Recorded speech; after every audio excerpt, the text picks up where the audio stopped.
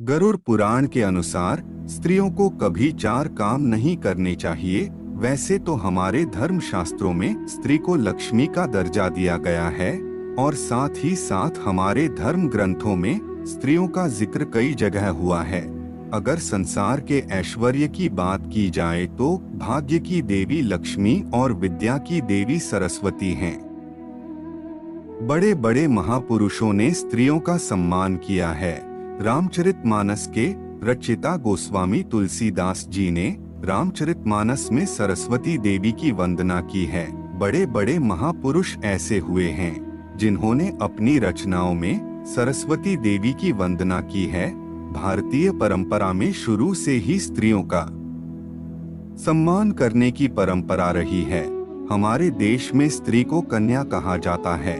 कन्या का अर्थ होता है जिसे वर चुनने का जन्मसिद्ध अधिकार हो।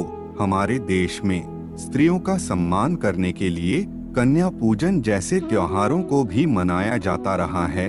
स्त्री को कभी चरित्रहीन पुरुषों की संगति नहीं करनी चाहिए। स्त्रियों के इसी सम्मान को बरकरार रखने के लिए गरुड़ पुराण में उन्हें चार काम करने के लिए मना किया गया है।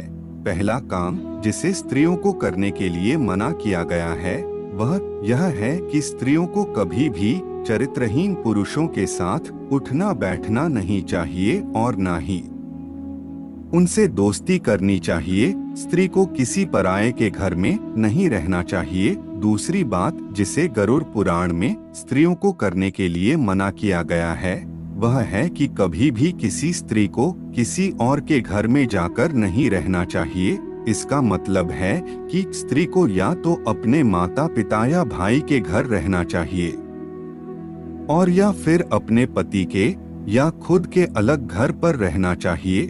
इसके अलावा उसे किसी और व्यक्ति के घर में जाकर नहीं रहना चाहिए। घर में झगड़ा नहीं करना चाहिए। तीसरी बात जिसे करने से स्त्रियों को मना किया गया है वह है कि उन्हें घर मगरह कलेश नहीं करना चाहिए। जितना हो सके झगड़े को टालने की कोशिश करनी चाहिए और वाद विवाद से बचना चाहिए। जिस घर में स्त्री झगड़ा करती हैं, उस घर से सौभाग्य और समृद्धि चली जाती है।